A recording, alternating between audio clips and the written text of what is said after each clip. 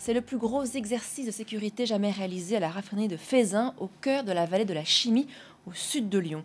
190 secouristes sont mobilisés. Ils sont allemands, italiens, roumains et français. Ils testent ensemble un mécanisme d'assistance européenne en cas de catastrophe chimique ou biologique. Valérie Benet, Anthony Laurent. 18h30 hier soir, il fait encore jour quand des équipes européennes prennent position dans la raffinerie de Feyzin, le tout premier théâtre d'opération pour ces Allemands, Italiens et Roumains. En salle de crise, ils découvrent l'ampleur des dégâts sur le site Seveso, soumis 72 heures plus tôt à une catastrophe climatique majeure. Une tempête qui a dévasté plusieurs sites Seveso et la multiplicité des sites d'intervention et la gravité des événements font que toutes les équipes sont débordées.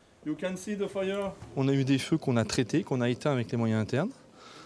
Et aujourd'hui, on a des produits qui sont localisés à l'intérieur du site. Et on veut savoir si ces produits-là peuvent impacter l'extérieur du site. Il est impératif de mesurer les risques pour les populations environnantes. Savoir si on évacue, si on confine des populations ou s'il y a besoin de rien du tout. En chasuble aux couleurs de l'Europe, les évaluateurs surveillent les décisions des intervenants étrangers. Comment ils se coordonnent et se répartissent les opérations sur le terrain.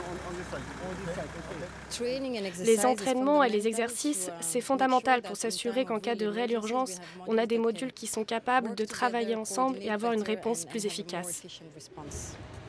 Au milieu des installations pétrolières repartent effectuer des prélèvements d'eau, de terre et d'air, dont certains seront analysés sur leur base de vie à Montagny. C'est ici, à une quinzaine de kilomètres, que les 190 personnels et leurs véhicules par dizaines se sont installés pour la semaine. Au centre du dispositif, l'unité française Phoenix, la seule en Europe capable de proposer une solution en cas de rupture totale ou partielle des réseaux téléphoniques et de communication. Dans toute gestion de crise, on apporte une plus-value puisqu'on est en capacité soit de s'appuyer sur les infrastructures actuelles, soit de reconstruire des infrastructures sur des surfaces qui sont relativement importantes, qui peuvent aller au-delà de 80 hectares.